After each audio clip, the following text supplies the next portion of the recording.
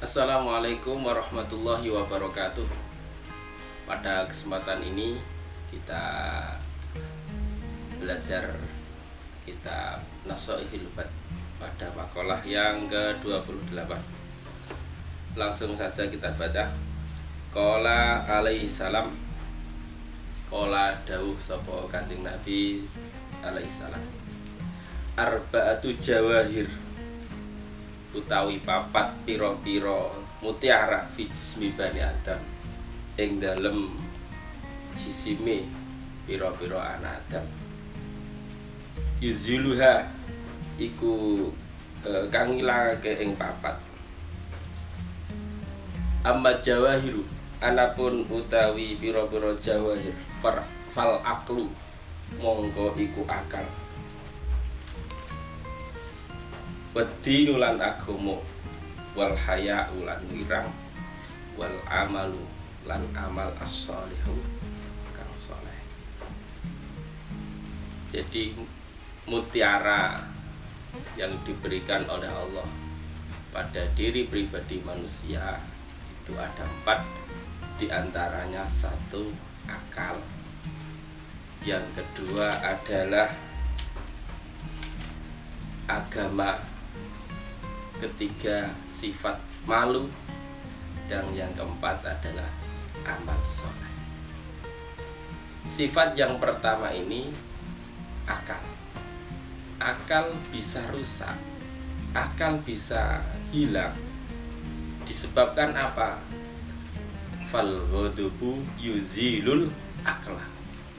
Bahwa akal itu akan rusak, akan hilang dikarenakan sifat amarah.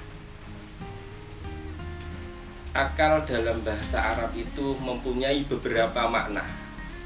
Di antaranya 1 adalah pemahaman atau ilmu, menghafal, benteng, kehati-hatian.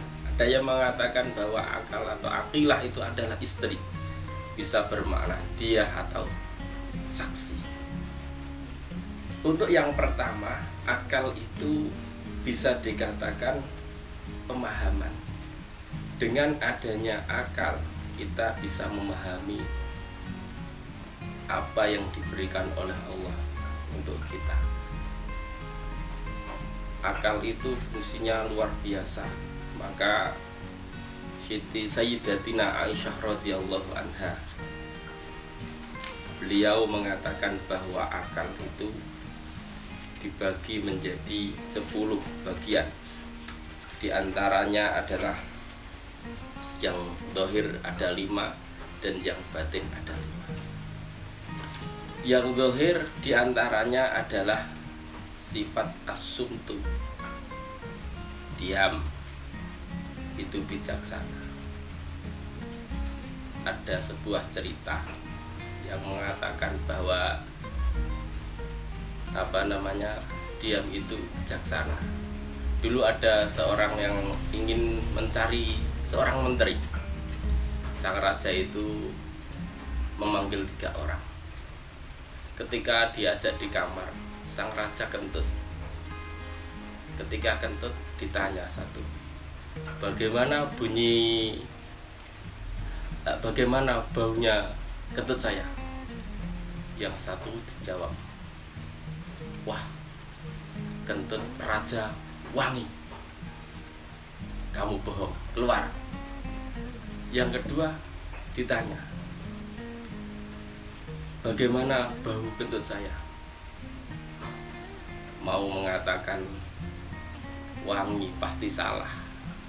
Nanti kalau mengatakan bahwa baunya sangat busuk juga dia malu. Akhirnya dia mengatakan, buasin banget rojo. Cara basane Jawa, buasin banget, sangat busuk sekali. Kamu keluar, tidak bisa jadi menteri. Akhirnya yang ketiga ini, dia ditanya, bagaimana bau kentut saya? Diam saja. Dia tidak mengatakan wangi, tidak mengatakan busuk. Akhirnya apa? Kamu terpilih menjadi menteri. Maka dia as-sukutu salama itu bisa dikatakan keselamatan orang itu bisa dimulai dari lisannya. Nah, itu diantara adalah akal. Maka yang kedua adalah al-halim, sifat bijaksana. Ada yang mengatakan innal aqilal hakim la yakhlu min arba'ati salah. Orang yang berakal, yang bijaksana itu pasti akan menggunakan 4 waktunya. Di antaranya satu, saat tentunya yunaji fiha rabbah. Waktunya digunakan untuk munajat pada Rabbnya. Waktunya digunakan untuk mendekatkan diri pada Allah. Maka orang-orang yang berakal itu pasti akan menggunakan waktunya untuk memperbanyak munajat kepada Allah. Yang kedua, sa'atun fiha yuhasabu nafsa. Dia akan selalu muhasabah dirinya. Syekh Abdul Qadir Al-Jailani pernah memberi wejangan kepada kita, di antaranya, kalau kita melihat siapa saja, jangan merasa yang paling baik, jangan merasa yang paling elok. Ketika kita melihat ada orang yang tua, kita merasa orang tua itu sudah banyak beribadahnya. Yang kalau kita melihat anak muda atau anak yang di bawah kita merasa, oh anak itu belum punya dosa. Kalau ada orang non muslim atau katakanlah orang kafir, dia juga akan berprasangka baik. Kita tidak tahu kalau nantinya di akhir hayatnya dia iman, juga akan menjadi orang yang diridhoi oleh Allah. Jadi kalau kita melihat yang sedemikian rupa, maka orang yang berakal itu akan merasakan bahwa dirinya akan muhasabah, selalu merasa yang kurang. Sehingga apa? Dengan adanya itu, orang itu akan selalu berusaha memperbaiki dirinya untuk menjadi orang yang berakal yang sempurna. Itu diantara adalah yang pertama. Mutiara yang pertama adalah akal. Mutiara yang kedua adalah agama. Agama itu adalah suatu anugerah yang diberikan oleh Allah. Nah, agama itu wa huwa ma yad'u ashabal ukul ila qabuli ma huwa minar rasul, yaitu ajakan pada orang-orang yang berakal untuk menerima apa yang dibawa oleh Rasulullah Muhammad sallallahu alaihi wasallam. Agama yang diberikan oleh Allah adalah agama kita, agama Islam. Ini juga akan hilang, juga akan hancur disebabkan sifat hasad, sifat iri hati. Sifat dengki itu bisa menghancurkan apapun. Kalau kita melihat sejarah, dulu dunia itu tidak ada yang namanya pohon itu berduri, tidak ada. Dulu itu tidak ada yang namanya air itu asin, semuanya air itu tawar. Ketika Qabil dan Habil saling bunuh-membunuh karena hasud, karena iri hati, karena dengki, akhirnya semua menjadi rusak, semua menjadi hancur. Ada sesama binatang, ada yang bertengkar. Dulunya tidak ada. Dulunya tanaman itu semua tidak ada yang berduri. Setelah Qabil dan Habil terjadi pembunuhan karena iri hati, maka dirubah, ada durinya. Dulu yang air itu semua tawar, akhirnya apa? Dirubah oleh Allah, ada air yang tawar, ada air yang asin. Maka untuk itu agama yang kita pegang ini mari kita hindari sifat iri hati, sifat hasud. Karena apa? Kadal fakru ayyakuna kufran wa kadal hasadu ayyaghlibal qadr. Hampir-hampir kemiskinan itu menyebabkan kekufuran, dan hampir-hampir sifat dengki itu bisa mengalahkan ketentuan Allah Subhanahu wa taala. Maka untuk itu mari kita jaga akal kita hindari sifat marah. Yang kedua, kita hindari agama kita supaya tidak hilang, supaya tidak rusak. Kita hindari sifat iri hati. Sebab hasud itu Masya Allah, kalau kita lihat hasud itu memang Rasulullah Muhammad SAW itu sangat melarang keras. Nabi Zakaria alaihissalam, al-hasidu adun linikmati. Orang yang hasud itu musuh untuk nikmatku, karena nikmatku. Atau orang yang tidak ridho dengan ketentuanku, atau orang yang tidak terima dengan pembagianku atas hamba-Ku. Maka untuk itu kita harus sebagai orang yang beragama, kalau kita masih punya sifat dengki, pasti tidak akan menjadi orang yang mulia. Al-hasidu la sayyidu. Kalau tidak salah begitu. Orang yang hasud itu tidak akan menjadi pemimpin. Orang yang hasud itu tidak akan menjadi orang yang di atas. Pasti orang yang dihasuti akan menjadi lebih tinggi, dan orang yang hasud pasti akan direndahkan.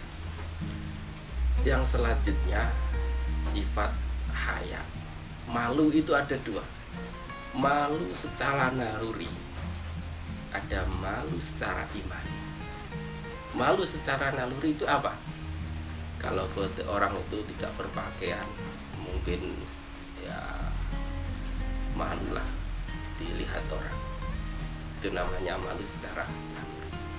Tapi malu karena iman itu malu ketika orang itu melakukan suatu hal yang dilarang oleh Allah. Malu ketika orang itu melakukan sesuatu yang tidak dibenarkan oleh agama. Malu ketika orang itu melakukan perbuatan maksiat.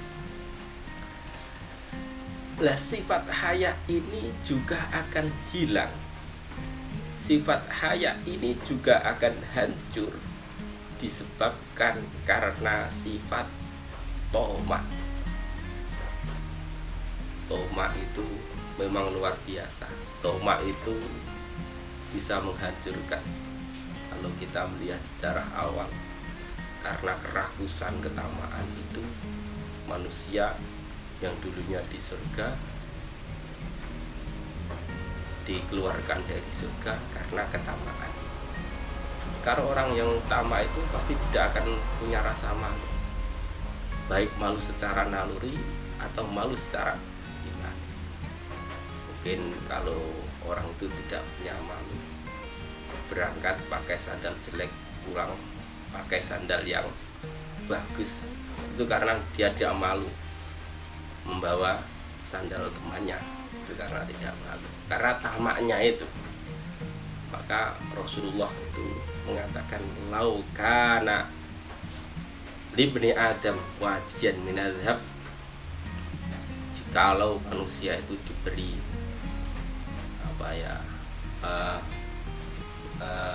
itu tambang emas satu, pasti ingin dua. Kalau dua, ingin menjadi tiga, seterusnya, sehingga dikatakan bahwa manusia itu sifat tomanya tidak akan hilang sampai mati. Maka untuk itu mari kita jaga sifat tamak kita, sehingga tidak menghilangkan rasa malu kita kepada Allah Subhanahu wa taala.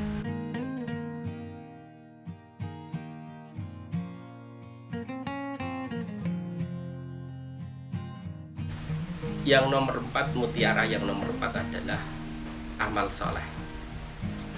Kita bisa beramal soleh ini adalah suatu anugerah, suatu anugerah dari Allah. Karena tidak setiap manusia bisa beramal soleh. Karena tidak setiap orang yang bernyawa itu bisa beramal soleh. Maka kita beruntung diberi Allah bisa beramal soleh. Lah, amal soleh yang kita kerjakan setiap hari, setiap waktu ini akan hilang, akan hancur, akan rusak dengan adanya ghibah, ngerasani. Cara wong Jawane wis ditumpuk-tumpuk amal kebaikane setiap dinane. Salate khusyuk, maca Qur'ane mempeng, posone Senin Kamis mempeng. Tapi ngerasanane yo mempeng. Ngono kuwi entek lur. Entek setiap dinane. Ora eneng apa jenenge? Hilanglah amal saleh kita. Maka untuk itu mari kita jaga mutiara yang diberikan oleh Allah. 4 tadi, 1 adalah akal, 2 adalah agama, 3 adalah haya, sifat malu, yang keempat adalah amal soleh. Kita hindari sifat marah, kita hindari sifat hasud, kita hindari sifat tomak, kita hindari ghibah, sehingga kita menjadi orang-orang yang sempurna di hadapan Allah Subhanahu wa Ta'ala, sehingga mutiara yang 4 yang diberikan oleh Allah akan selalu kita bawa sampai akhir hayat kita. Cukup sekian, nanti kita lanjutkan pada makalah yang selanjutnya. Assalamualaikum warahmatullahi wabarakatuh.